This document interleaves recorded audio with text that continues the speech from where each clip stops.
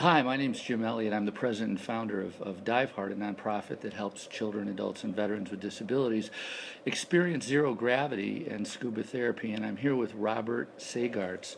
And Robert has done some amazing stuff here in Cozumel this week. Robert, you want to tell us a little bit about what you're doing here in this photo or this video? I'm th- in this video. I'm 30 feet under the Gulf of Mexico in the No, ocean. we're in Cozumel. Cozumel. I thought Cozumel. But it is was Mexico. Same. Yeah, 30 feet under the ocean surface, And and walking like without objects holding me up for the first time in over a decade. It's an incredible experience that I never imagined that I would actually have. So for the last 10 years, you have been in a wheelchair for the most part, right? You have not been vertical, right, like this? Right, for the last 13 plus years. 13 plus years, okay. And your dive buddy there, one of your three dive buddies, Daniel, he helped get you neutrally buoyant, get you weighted perfectly, but the rest is you, man, right? You're on the bottom, your feet are touching, you're using your breath to control your buoyancy. What's it like? I've never been out of the Earth's gravitational pull, but I would have to liken it to being in space, like on the moon. Like, I feel like it must be what John Glenn, Neil Armstrong, Buzz Aldrin, and Glenn Fry all felt.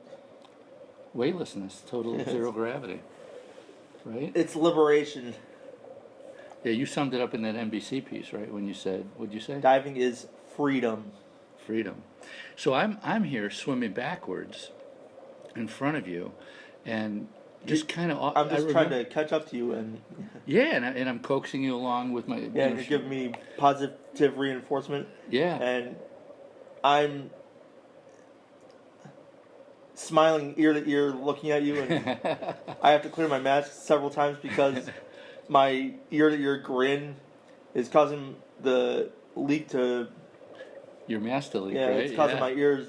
It's causing my mask to leak, so I have to stop and clear my mask every so often. Well, you're doing an awesome job. I mean, sometimes it looks like you're going to fall forward, but you use your breath to recover and come back up. And so, I mean, I saw you during the earlier dives moving your legs, and I thought, God, wouldn't this be cool just to have you stand up?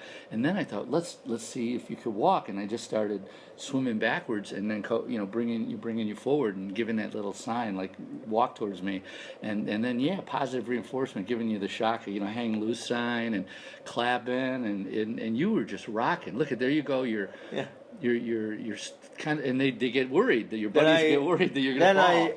Then I here unintentionally do a little Ron Santo heel click.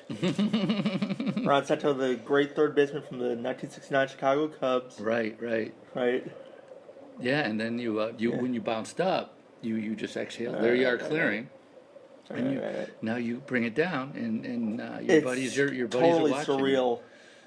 Yeah, it's being on the moon, man. You're an Aquanaut. It's ethereal. It is, totally. I mean, we're just going. I mean, we just kind of. I was running until the camera ran out of juice, man. Yeah, and so was I. I was running for everything I was worth. I was feeling something that I had never felt before. That's amazing. Now, how at this moment, you're pain free. You're just so jacked up and excited that you're. I'm on another plane of existence at this point. Okay. All your buddies had tears in their eyes when they saw this. They weren't alone.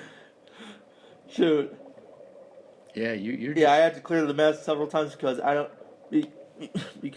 know if it was leaking or if I was causing it to get flooded with my tears constantly there. There you go. They're looking, but now they've seen you handle this. So now you exhale, you bring yourself back down. Yeah. So do you think this would be therapeutic for people?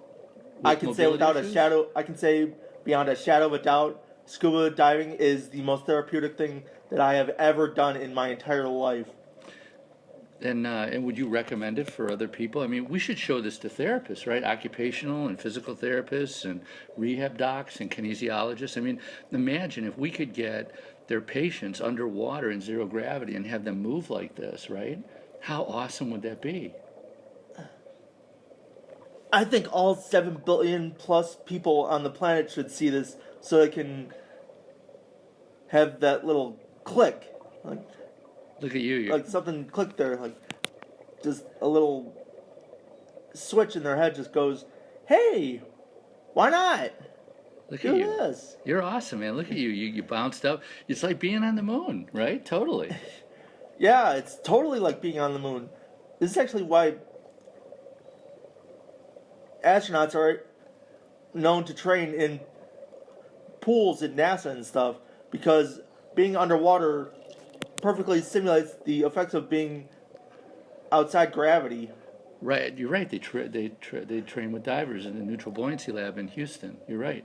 That's true. It's not being an astronaut. It's being an aquanaut. It's not outer space. It's inner space, right? There you go. Good way to put that.